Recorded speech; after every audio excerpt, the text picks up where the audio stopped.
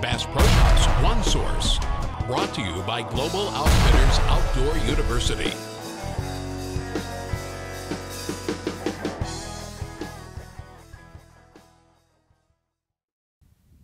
We're going to begin our series with doing steadiness drills. The reason you want your dog to be steady is because it's going to cost you birds if a dog begins to whine or break. So what we're going to do is begin getting this dog on a placeboard, and we'll work him from this placeboard, and then we'll add some distractions.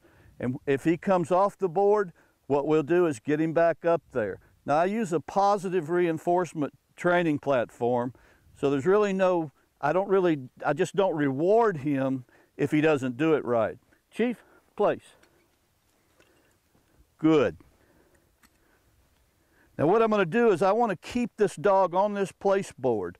I don't want him to go anywhere, because if this is a water stand or he's in a pit blind or a duck blind, I don't want him wandering off, so I've got to have him under control.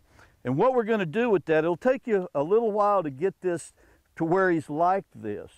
But when he comes off, and a new dog would come off, he's had experience doing this, but when the dog comes off, what you're going to do is you're just going to put him back up there, and you can click and give him a treat if you do click and treat training, or else you can just put him up there on a leash. Take your leash and walk him back up, and every time they get off, put the dog back on. And you don't have to do this very long. Just in the beginning, you're just going to do it for a couple of seconds.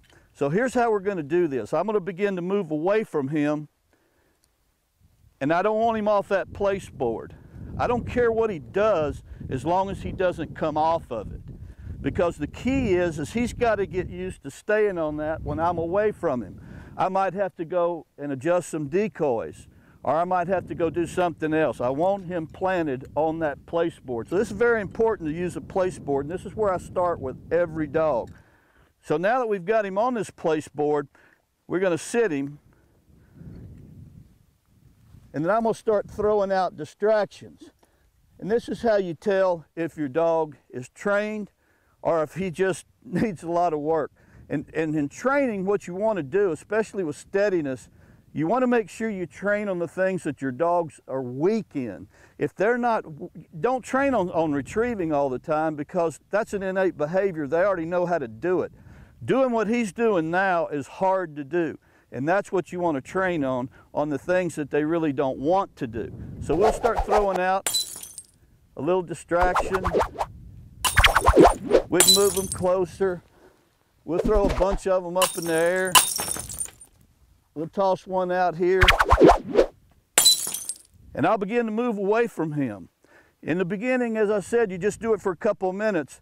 And what you want to do is begin to do this where the dog stays on the board for about 15 minutes. And it may take you a few weeks to get there, but you will get there, and it'll pay off big time when you're sitting in a duck blind.